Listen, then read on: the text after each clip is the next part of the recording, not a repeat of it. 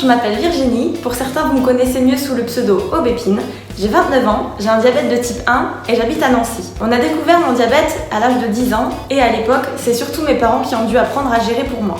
Bonjour, moi c'est Tessie, j'ai 30 ans et je travaille dans la communication digitale axée dans l'univers du luxe. Je tiens le blog Amalgèche à Paris, un clin d'œil à mes origines et à mon amour pour Paris.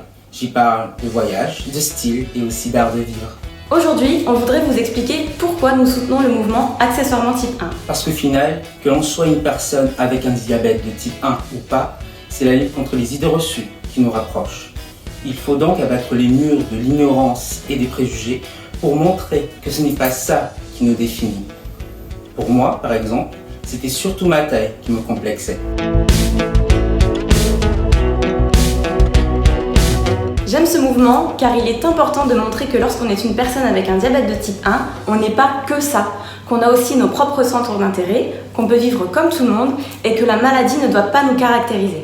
Ça m'a pris pas mal de temps pour l'accepter moi-même, mais c'est vraiment grâce au soutien de mon entourage et surtout de mon chéri que j'ai eu le courage de me prendre en main. Je ne suis pas une personne avec un diabète de type 1, mais les préjugés, ça me connaît.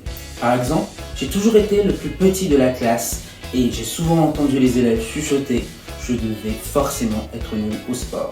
Quand il fallait former deux équipes, on ne voulait pas trop du petit.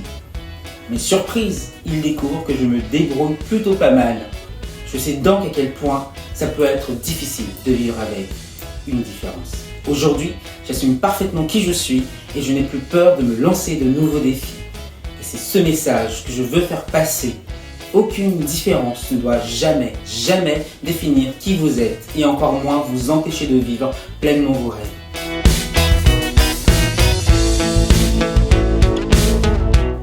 Qu'est-ce que le diabète a changé dans ta vie, Virginie? En soi, tout et rien. Mon alimentation, lorsque j'étais plus jeune, car il y avait un régime pour les personnes atteintes de diabète, le regard des gens, ceux qui nous regardent comme si on se droguait alors qu'on a 10 ans, mais surtout la charge mentale car il faut constamment réfléchir à ce que l'on fait. Mais sinon, ça ne m'a jamais empêché de vivre comme tout le monde, de voyager, de faire du sport, mais surtout de me surpasser en créant mon entreprise. Même si je ne suis pas très sportive, j'ai quand même réussi à faire le Mud Day en étant une personne avec un diabète de type 1. Donc en plus des 13 km, de la boue et des obstacles, il a fallu y faire attention à chaque minute, mais j'étais super fière en franchissant la ligne d'arrivée. Quand tu rencontres une nouvelle personne, tu le dis au bout de combien de temps? Ça dépend surtout du contexte et de la discussion. Je peux très bien le dire tout de suite, comme ne pas le dire du tout. En tout cas, une chose est sûre, c'est que je n'en ai pas honte. Qu'est-ce qui te motive à dépasser la maladie dans ta vie quotidienne? Je suis motivée à dépasser la maladie avant tout pour montrer l'exemple. Montrer qu'on en est tous capables. Montrer que même en ayant un diabète, on peut absolument tout faire et qu'on ne doit pas être freiné par la maladie. Et toi, tes filles, t'avais des idées reçues sur le diabète de type 1 avant aujourd'hui? Le gros souci, c'est qu'on a une grande méconnaissance sur le diabète. On imagine toujours que c'est un problème lié au sucre, alors que ce n'est pas du tout ça. C'est pour cela qu'il faut pousser et soutenir des actions comme Accessoirement type 1.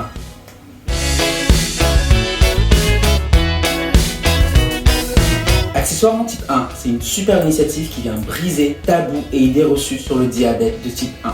En mettant en lumière des histoires, des témoignages aussi touchantes que bouleversantes qui peuvent parler au plus grand nombre. Suivez le mouvement.